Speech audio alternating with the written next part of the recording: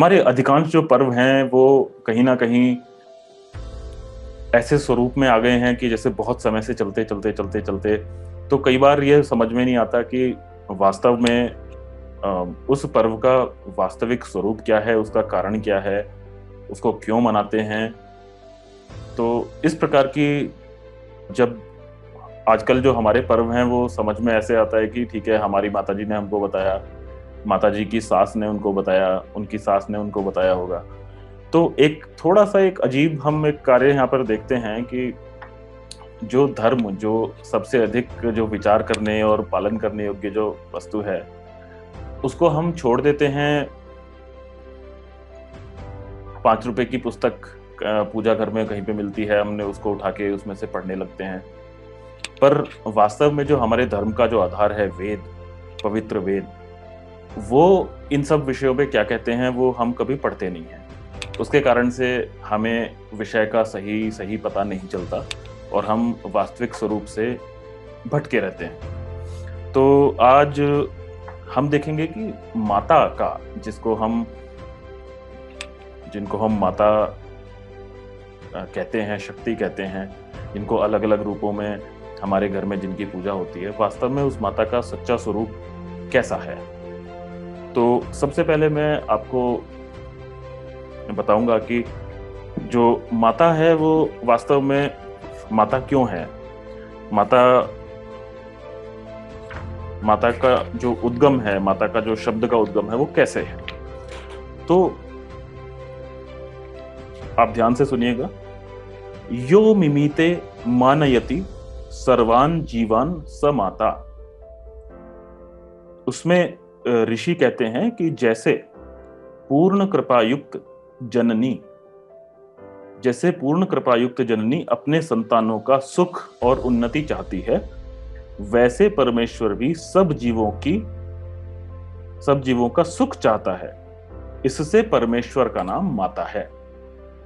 तो एक बहुत ही रुचिकर बात एक हमें पता चली कि वास्तव में ये जो वेद हैं, हमारे वेदों के अंदर एक बहुत ही अद्भुत बात हमें पता चलती है कि इस संसार में जो भी कोई शुभ गुण, अच्छा गुण, सद्गुण है और जो भी कोई सद संबंध है, कोई अच्छा संबंध है, माता है, पिता है, मित्र है, आचार्य है, गुरु है, न्यायकारी है, राजा है, ये सारे के सारे जो नाम हैं या ये जो सारे के सारे संबंध हैं, वो सबसे पहले ईश्वर में ही घटते हैं।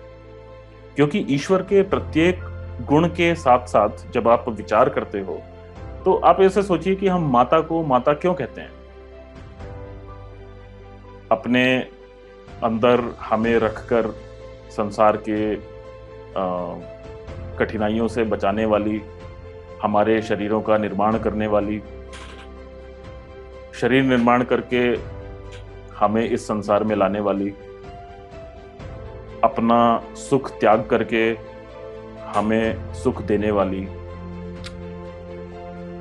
जो सदैव हमारे उत्पन्न होने से लेकर जब तक उसके अंदर सामर्थ्य रहती है तब तक वो केवल देती ही देती है। इस गुण के कारण माता माता है। अच्छा, तो जैसे यहाँ पे कहा कि यो मिमीते मानयति सर्वान् जीवान् स माता। जैसे माता आपकी केवल और केवल आपका सुख और वृद्धि चाहती है, उसी प्रकार तो इसलिए अब ये वाला गुण जो है, आपकी वृद्धि और आपका सुख चाहना, ये हम अपनी माता के अंदर सबसे अधिक देखते हैं, तो इसलिए हम उसे माता कहते हैं। परंतु वेद ये कहते हैं कि आपकी उस जन्म देने वाली माता से भी अधिक यह अर्थ एक दूसरी सत्ता के ऊपर लगता है।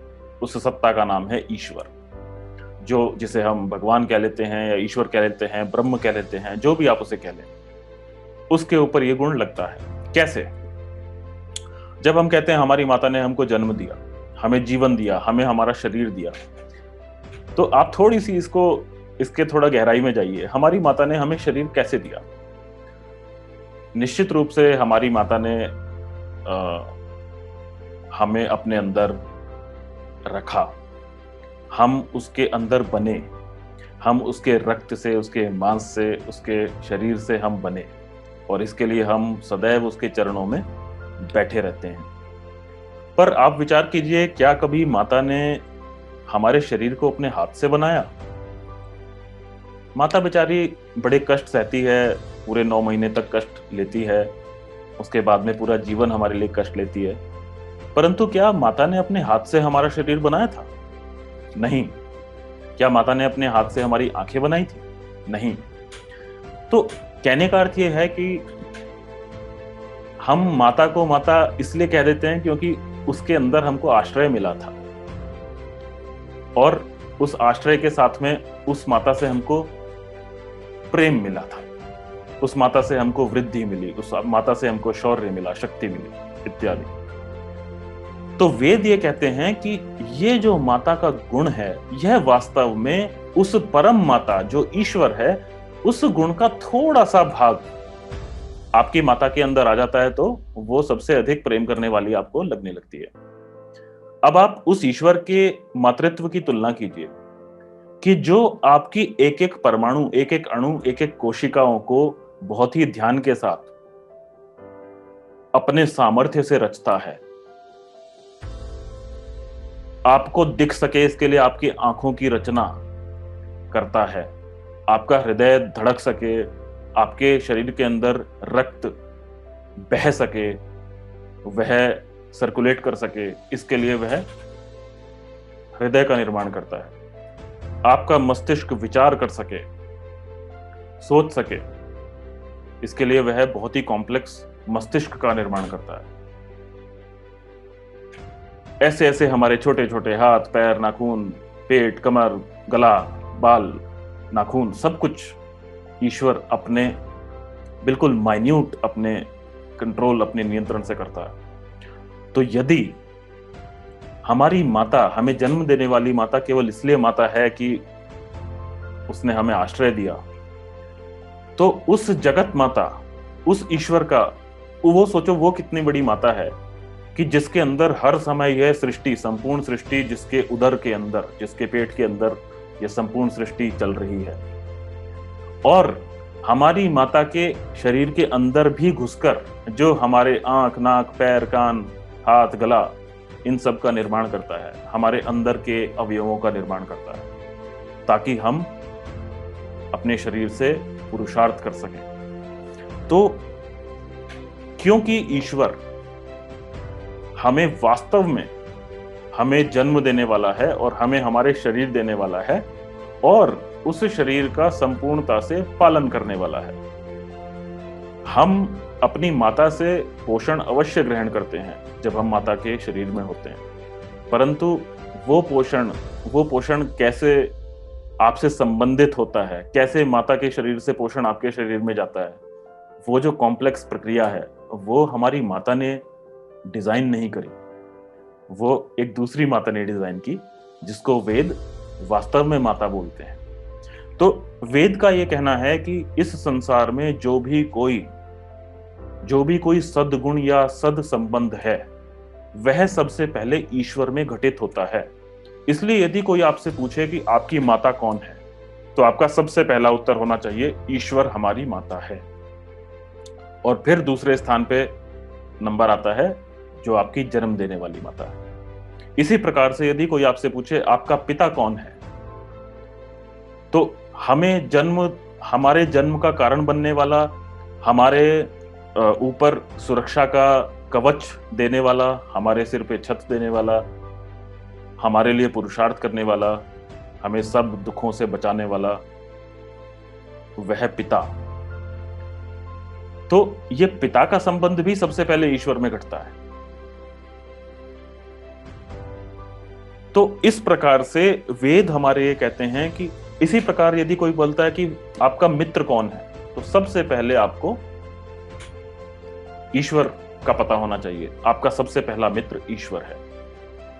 यदि कोई बोलता है रक्षक, तो सबसे पहला रक्षक आपका ईश्वर है, क्योंकि वह अंदर से लेके बाहर तक हर समय आपकी रक्षा निरंतर कर रहा है।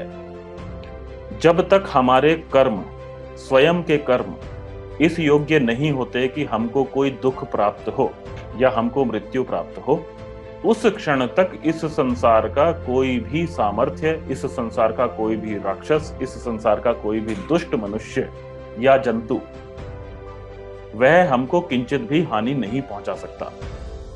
ईश्वर उसने इतनी जम के ये व्यवस्था कर रखी है, इसलिए ईश्वर का नाम रक्षक है। तो यदि कोई आपसे पूछता है, आपको जेड सिक्योरिटी मिली हुई है, परंतु आपसे कोई पूछता है कि आपका रक्षक का नाम क्या है, तो सबसे पहला नाम है ईश्वर। तो इस प्रकार से जितने भी सत्संबंध, जितने भी अच्छे संबंध, जितने भी अच्छे गुण इस संसार में संभव हैं, वे सारे के सारे सबसे पहले ईश्वर में घटित होते हैं। इसलिए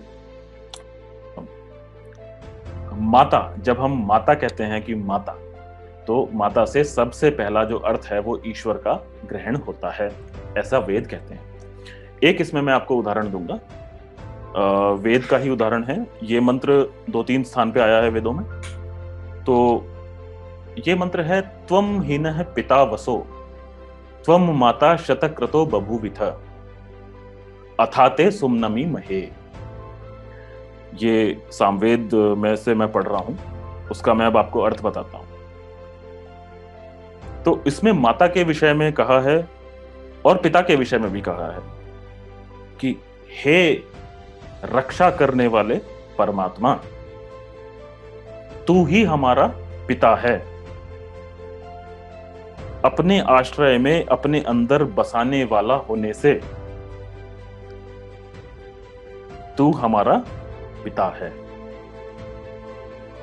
उसके आगे बोलते हैं, त्वम माता शतक्रतो, हे बहुत प्रकार के से हृदय में मन को प्रेरित करने वाले परमात्मा, तू माता है। संकल्पों को प्रेरित करने वाला जीवन का निर्माता है।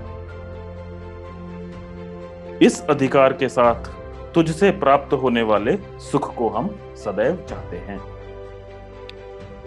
तो यहां पर ईश्वर ने स्पष्ट कहा कि कोई भी तुमसे तुम्हारे माता और पिता के विषय में पूछना, कोई पूछे तो तुम मेरा नाम बताना।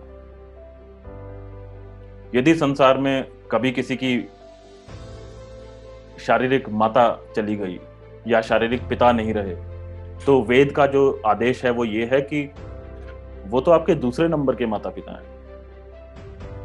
इस संसार का कोई भी जीवात्मा माता या पिता से खाली नहीं है। वह ईश्वर सबसे पहली माता और सबसे पहला पिता है। तो यहां पर माता के लिए जो शब्द प्रयोग हुए हैं वो है बहुत प्रकार से हृदय में मन को प्रेरित करने वाले, मन को प्रेरणा देने वाले, मोटिवेट करने वाले, और संकल्पों को प्रेरित करने वाला, जीवन का निर्माण करने वाला। तो वेद के इस मंत्र से माता और पिता, इसमें यह बताया कि कोई भी जीवात्मा संसार में अनाथ नहीं हो सकता, क्योंकि ईश्वर जो सबका माता और सबका पिता भी है।